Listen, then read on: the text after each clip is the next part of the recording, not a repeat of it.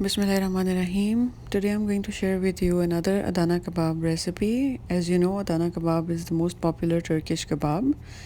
So today we're going to use 2.5 pounds of mince beef, and we're going to use salt, paprika.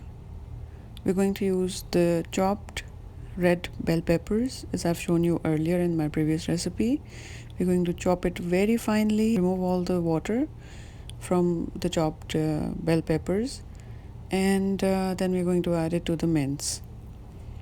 Then we are using some black pepper. We're going to use a paste, that is the hot pepper paste, which is a special Turkish hot pepper paste. We are going to use a little bit of garlic, and we are going to use red chili according to taste. All these spices that I've added a tablespoon each. And since this Adana kebab, it's not very spicy, so all the spices except for salt you will add according to your flavor, but all the spices I've added tablespoon each. So give it a good mix, very thorough good mix, and you would need to add a tablespoon and a half or 2 tablespoons of desi ghee or butter, or if you don't have those, then you can even use olive oil. So 2 tablespoons of desi ghee or olive oil you should add to this mixture, and you need to mix them really well. I'm just going to use my hands. I'm going to give it a good mix, and then I'm going to let it rest in the fridge, ideally for about half an hour to 1 hour.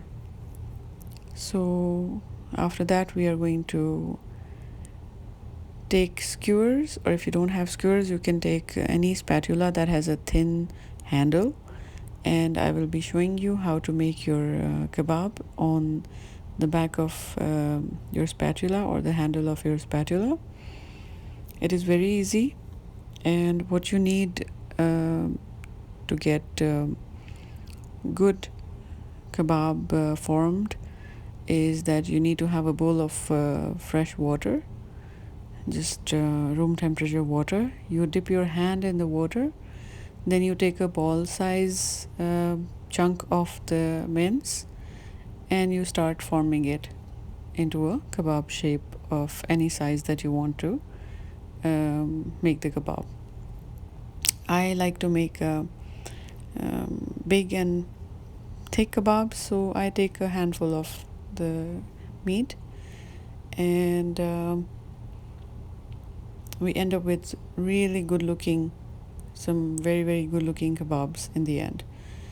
And this mixture, this preparation, this will give you approximately 15 to 18 kebabs easily. If you're making small kebabs, then you can get probably 20-24.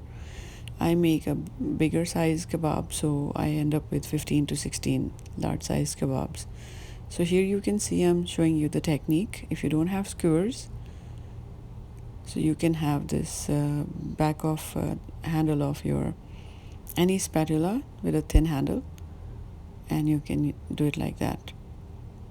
So you dip your hand in water so that the kebab doesn't stick to your hand and doesn't break, because while you're forming it, the fat in the kebab might get sticky, and if you have remains of meat on your hand, they will stick to the meat on the skewer, so it's very easy to break while you're forming it. So if you have wet your hands, then it's super easy to form it and to get it off your hands.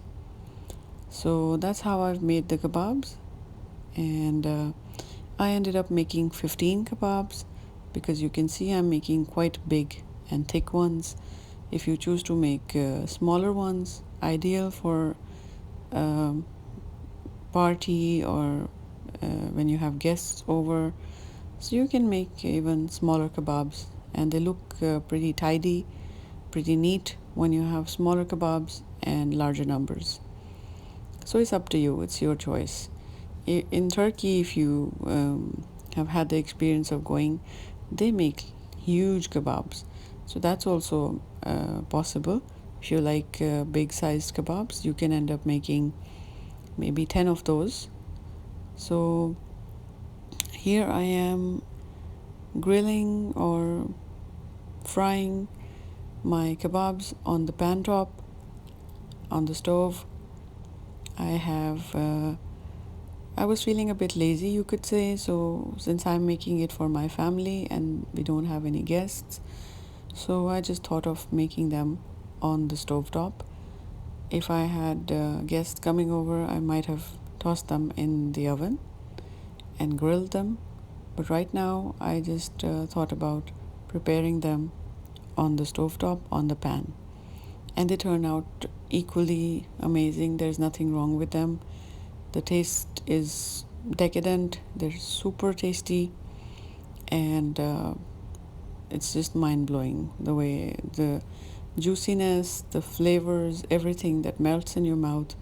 It's so amazing that it's equally good if you make it like this on a pan.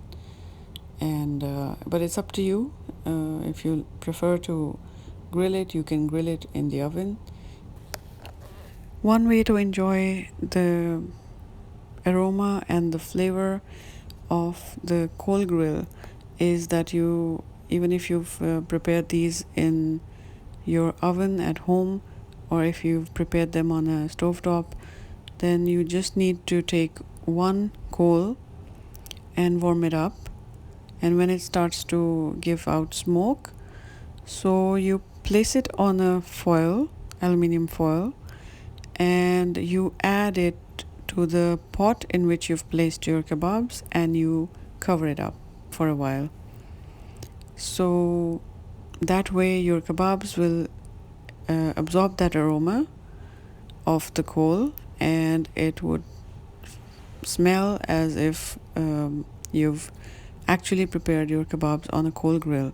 So they would give out that aroma and that flavor. Isn't that amazing? So it's just an extra tip that you can try next time you prepare your kebabs on a stovetop or your grill or your oven grill. So here's my kebab, and I'm going to enjoy them with my Konto's flatbread. I hope you like the video. Do try it.